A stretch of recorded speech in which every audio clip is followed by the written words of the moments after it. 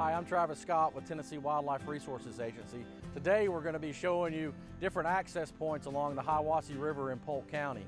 The Hiwassee River is intensively managed by TWRA as a trout fishery, but in addition there are other species to fish for, such as walleye, yellow perch, bass, striper. There are multiple locations along the river to access. The lowest most point that we stock trout is here at Highway 411 Bridge. Highway 411 runs through East Tennessee north to south. We're currently between Benton and Etowah.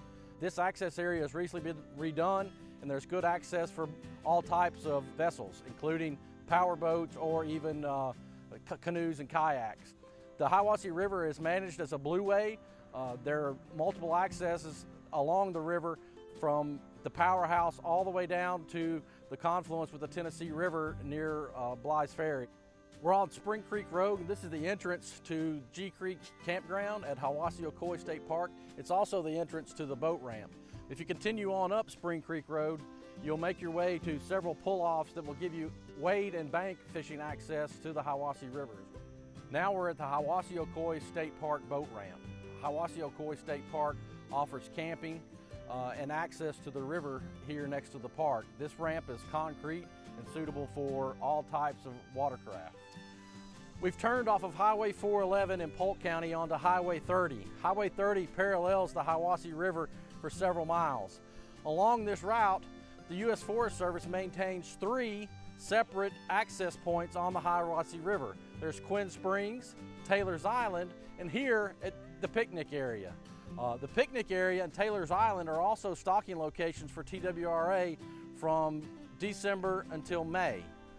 After May, the water temperatures at this elevation are generally too warm for trout. Quinn Springs and Taylor's Island are improved gravel sites with picnic tables. There's bank and wade access there. The picnic area has restroom facilities and some grills. We've continued on up Highway 30 in Polk County and have turned into the Reliance River access area. This access area is maintained by Hiwassee State Park. There's restrooms, picnic tables, and grills, plus plenty of parking. There's also a concrete boat ramp to launch boats.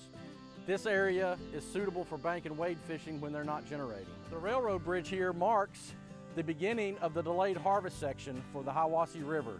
From October 1st until the end of February, it's catch and release only from this railroad bridge upstream to the Powerhouse. Also at the Reliance River access, TWRA partners with the U.S. Geological Survey to maintain a temperature monitoring site on the Hiwassee River. This gauging station monitors the temperature throughout the day, 365 days a year, and we use it as a guide to determine when we should and shouldn't stock trout in the river. We've now turned off of Highway 30 onto Highway 315 and then made an immediate right onto Childers Creek Road, and this is the Childers Creek access area maintained by the U.S. Forest Service. There's good bank and wade fishing when the water levels are lower than they are today. Traveled on up Childers Creek Road and followed the road to the right at Reliance Fly and Tackle, a local fly shop, and then we turned right onto Powerhouse Road. We've traveled up Powerhouse Road about a mile, and we're at the Big Bend access area. It's maintained by the Forest Service. There's a restroom facility and plenty of parking.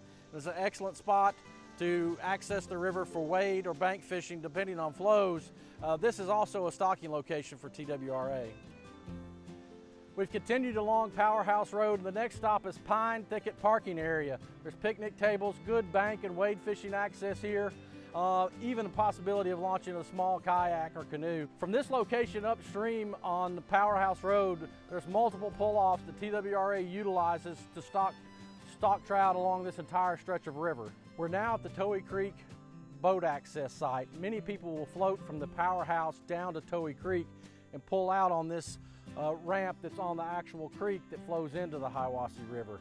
This site has restroom facilities, picnic, trash service. It's also a fee site. Several of these sites in the National Forest require a daily fee to park there or an annual pass, so be sure to check at the kiosk when you pull in. About 2.5 miles upstream of Big Bend, we come to an area that locals refer to as Fox's Cabin. There's several pull-offs in a big deep hole where many people will bank fish. It's also a good location for folks that are drifting to anchor up and wet a line. This Fox's Cabin area is just downstream from a big rock wall and a bend in the river. It's also a stocking location for us. Now we're at the Powerhouse boat site.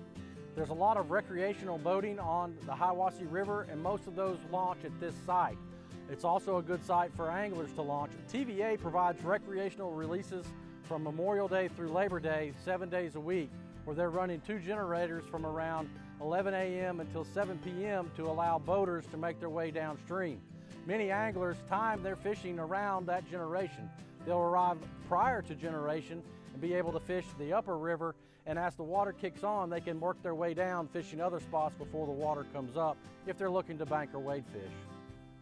Typically, trout aren't bothered by these boaters. They see them every day, and it really doesn't faze them. So if you'll just give the boaters a chance to move by and then continue your casting, everything should be fine. A short drive up from the Powerhouse boating site, the road dead ends at a small parking area in a turnaround, and there's a gravel drive that TVA uses for access to this, the Powerhouse, the Appalachia Powerhouse on the Hiwassee River. Water has been diverted through the mountainside and comes out here in these generating units to produce electricity.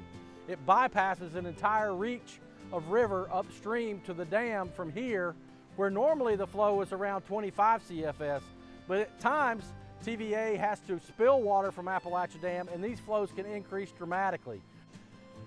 Be sure to check on TVA's website or their app for flows coming out of Appalachia Reservoir. This will let you know how much water is in the river and whether you're going to be able to wade or you're going to be on the bank, or perhaps it would be a good day to be boating.